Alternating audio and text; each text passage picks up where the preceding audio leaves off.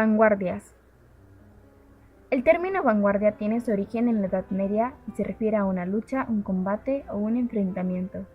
Las corrientes de vanguardia se ponen en contra de todo aquello que consideran anticuado y se proponen destruir las bases del arte establecido y confiar en el futuro. Las vanguardias son divididas en dos partes. Primeras vanguardias. Marcado por la crisis de la Segunda Guerra Mundial, es un periodo en el que los artistas se unen y se separan con gran facilidad. Los principales centros de creación artística son el sur de Rusia, Moscú, San Petersburgo, Suiza, Holanda y más tarde Nueva York. La revolución y la represión de Rusia crearon una atmósfera que contribuye a la renovación en todas las artes. Su principal objetivo es expresar plásticamente la vida mediante la simplificación de las formas y la utilización de colores cálidos. Las primeras vanguardias se dividen en Cubismo. El cubismo es una simultaneidad.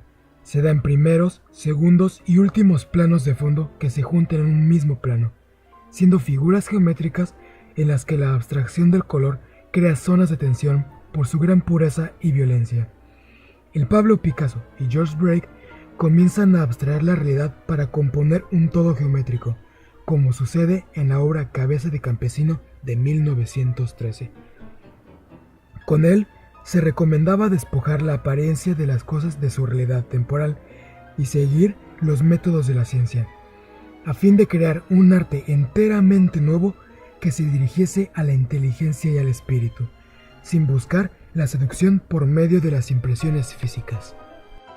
Futurismo.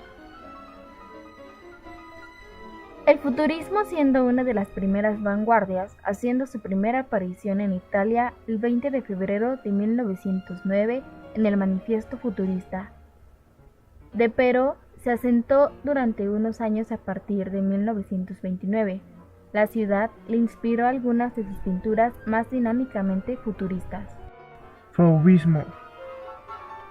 Fue una corriente pictórica que se dio a conocer en contra del romanticismo.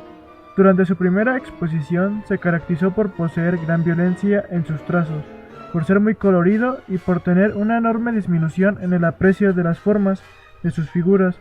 Fue encargada por Sergei Shukin, que lo colgó en la danza de la escalera de su mansión de Moscú. Matisse hizo la pintura sin ningún tipo de bocetos preparatorios y por lo tanto la pintura tiene muchas trazas de modificaciones. Expresionismo. Se le fue vinculado con el fauvismo, en cuestión de que quiso ser un impulso de rebelión instintiva, pero en general se le denominó como un arte patética, con la expresión de formas anormales, inclusive grotescas. Tanto los expresionistas como los fauvistas tomaron sus modelos de inspiración en el arte africano y polinésico. La versión más famosa se encuentra en la Galería Nacional de Noruega y fue completada en 1893. Otras dos versiones del cuadro se encuentran en el Museo Munch, también en Oslo, mientras que la cuarta versión pertenece a una colección particular.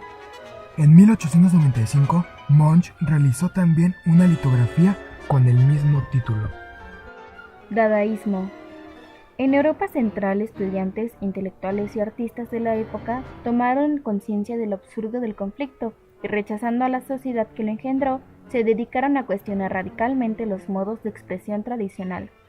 La postura dadaísta ante la mecanización creciente de la vida es ambigua. Se ha perdido el entusiasmo futurista y lo que queda son sentimientos complejos de atracción y repulsión, pero, sobre todo, una mirada cargada de ironía frente al optimismo anterior. Surrealismo. Esta buscaba hacer a un lado la realidad, los conceptos lógicos, las leyes morales y las normas corrientes de la estética, ya que esto se da con lo primitivo y con lo automático que podría ser el espíritu antes de toda reflexión madura. El cuadro describe literalmente las tentaciones en las que el hombre normalmente cae. Se conserva en Bruselas en el Musée Royaux des Beaux-Arts. Segundas vanguardias. Transforman la actividad artística sin siquiera tener proximidad, cambiando su significado y la buena perspectiva del artista. Surgió al término de la Segunda Guerra Mundial, cambiando espacio geográfico, función, consolidación y formación de las búsquedas creativas al igual que en el trasplante de las nuevas funciones artísticas, y se convierte en el éxito de los movimientos posteriores a la guerra, gracias a la institución de los nuevos agentes artísticos. Expresionismo abstracto. Da el papel de dar entidad y canalizar la expresión de fuertes emociones, ligado al pesimismo. Este sentimiento hizo de la pintura un mecanismo de liberación, tomando como referencia a Pollock, que después de su muerte surge la aparición de las primeras manifestaciones del arte pop. Pollock muestra la diversidad de sus influencias con pinceladas gestuales, con trazos negros como La llama de 1937 y Varón y hembra de 1942. También Robert Motherwell muestra una mezcla entre el brochazo gestual y la autorrepresentación del color que manifiestan una dialéctica entre lo inconsciente y lo consciente, como Elegías a la República Española. La obra es una historia de mar épica del viaje del capitán Ahab en busca de Moby Dick, una gran ballena blanca. Dado que Jackson no era un gran lector, hay una pregunta legítima cuanto a la calidad, si la hay, de esa novela que alguna vez sea a través de sí mismo. El informalismo surge en 1951. Es un distinto arte al de las abstracciones geométricas, un arte que prescindía de la forma como factor central y valoraba la espontaneidad total del proceso creador. Tapie incluye obras de distintos internacionales como Dubuffet, Fautrier, Mathieu y Waltz, que se consideran como los verdaderos iniciadores de esta corriente en París. El informalismo se reduce a un conjunto de fórmulas más o menos cuantificables.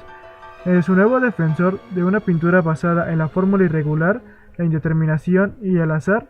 Engloba las modalidades de pintura gestual, pintura matérita, pintura caligráfica y pintura signífica.